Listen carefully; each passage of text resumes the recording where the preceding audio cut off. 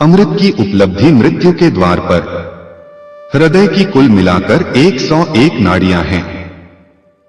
उनमें से एक नाड़ी मूर्धा कपाल की ओर निकली हुई है, इसे ही सुषुम्ना कहते हैं। उसके द्वारा ऊपर के लोकों में जाकर मनुष्य अमृतत्व को प्राप्त हो जाता है। दूसरी 100 कड़ियां मरण काल में जीव को नाना प्रकार की योनियों में ले जाने की हेतु होती हैं। योग का नाड़ियों के संबंध में अपना विशिष्ट विज्ञान है। आधुनिक शरीर शास्त्र उससे राजी नहीं है। योग ने जिन नाड़ियों की चर्चा की है, वैज्ञानिक उस तरह की किसी भी नाड़ी को मनुष्य के भीतर नहीं पाते हैं, या जिन नाड़ियों को पाते हैं उनसे योग के द्वारा प्रतिपादित नाड़ियों का कोई तालमेल नहीं है। योगियों ने इस संबंध में बड़ी चेष्टा भी की।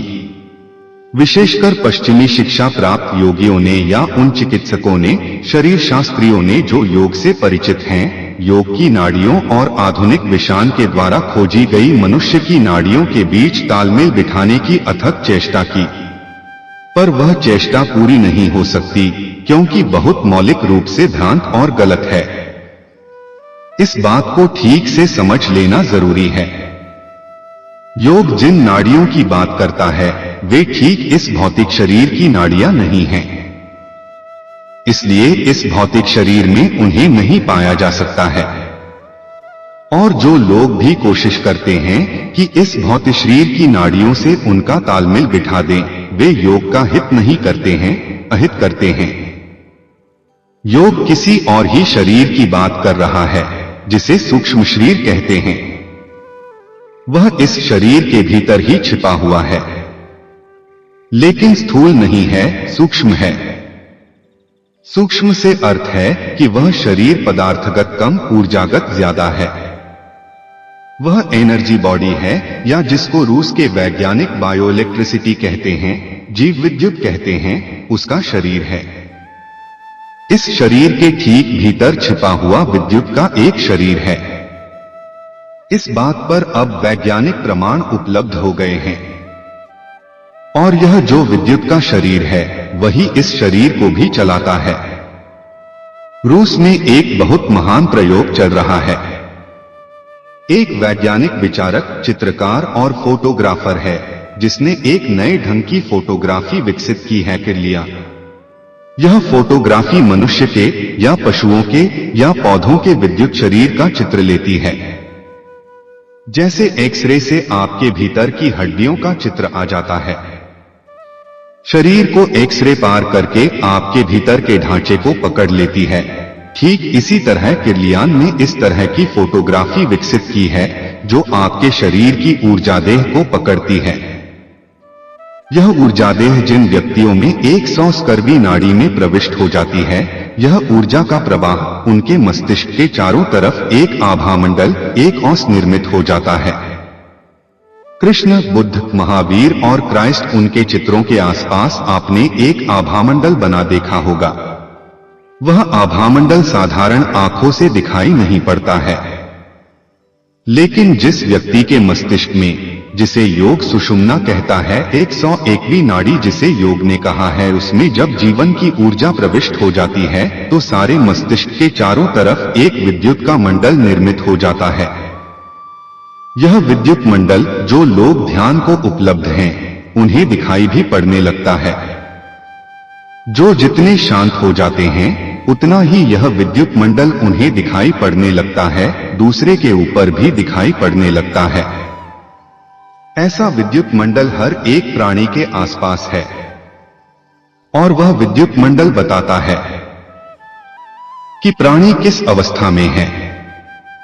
किरलियान का कहना है कि कोई भी बीमारी मनुष्य के शरीर में प्रविष्ट हो, इसके पहले उसके विद्युत शरीर में प्रविष्ट होती है, और यह फासला 6 महीने का होता है। अगर आप टीबी से बीमार पड़ने वाले हैं तो 6 महीने बाद आज आपका विद्युत शरीर रुग्ण होगा, तो 6 महीने बाद आपका भौतिक शरीर रुग्ण होगा। विद्युत शरीर से भौतिक शरीर तक की यात्रा 6 महीने में होगी। किरलियान का कहना है यह जो विद्युत ऊर्जा है इसका चित्र अगर पकड़ लिया जाए तो आदमी के बीमार होने के पहले हम उसे स्वस्थ कर सकते हैं। यह आधुनिकतम महानतम खोजों में से एक है, क्योंकि एक आदमी बीमार पड़ जाए फिर उसे स्वस्थ करना अत्यंत कष्टपूर्ण है। बीमार पड़ने के पहले यह भौतिक देह बीमार पड़े इसके पहले इसे स्वस्थ किया जा सकता है, लेकिन पता बीमार को भी नहीं चलता 6 महीने पहले कि मैं बीमार पड़ रहा हूं। लेकिन विद्युत शरीर पर प्रभाव अंकित हो जाते हैं। विद्युत शरीर उदास हो जाता है, उसकी ऊर्जा धीमी पड़ जाती है। जैसे बल्ब में अचानक विद्युत का प्रवाह कम हो गया हो, मंदा हो जाए, पीला हो जाए। जब व्यक्ति स्वस्थ होता है तो उसकी शरीर की विद्युत प्रकाशित होती है, अपनी पूरी ऊर्जा में जगती है, और जैसे बीमार होने के करीब होता है वैसे उसकी ऊर्जा मंदी हो जाती है। शरीर में विद्युत कम दौड़ रही है। 6 महीने बाद भौतिक शरीर उससे प्रभावित हो जाएगा, और अगर इसका पता चल जाए तो पहले ही इलाज किया जा सकता है। मरीज के बीमार होने के पहले, मरीज को पता चलने के पहले कि वह बीमार हुआ, बीमारी से मुक्त हुआ जा सकता है।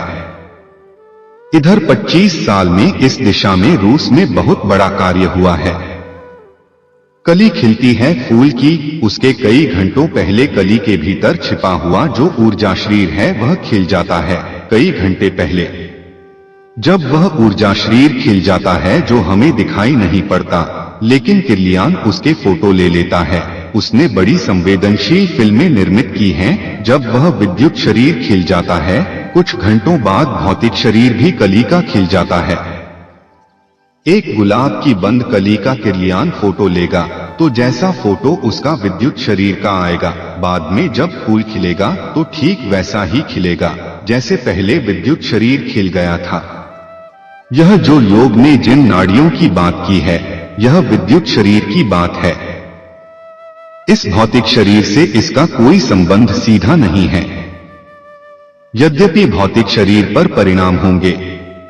विद्युत शरीर में जो भी अंतर पड़ेंगे उसके भौतिक शरीर पर भी परिणाम होंगे। इसलिए योगी अपनी मृत्यु 6 महीने पहले बता सकता है। यह हमने बहुत बार सुना है, लेकिन किर्लियान ने 6 महीने का फासला अभी वैज्ञानिक रूप से सिद्ध किया है। योग का अनुभव है कि ठीक मरने के 6 महीने पहले विद्युत ऊर्जा बिल्कुल क्षीण हो जाती है, सिर्फ टिमटिमाने लगती है। उससे खबर मिल जाती है कि अब यह शरीर ज्यादा से ज्यादा 6 महीने चल सकता है। मरते हुए आदमी को 6 महीने पहले अपनी नाक दिखाई पड़नी बंद हो जाती है, और जब आपको अपनी नाक दिखाई पड़नी बंद हो जाए तो आप समझना कि 6 महीने के भीतर आप लीन हो जाएगी। किर्लियान भी कहता है कि यह घटना घटती है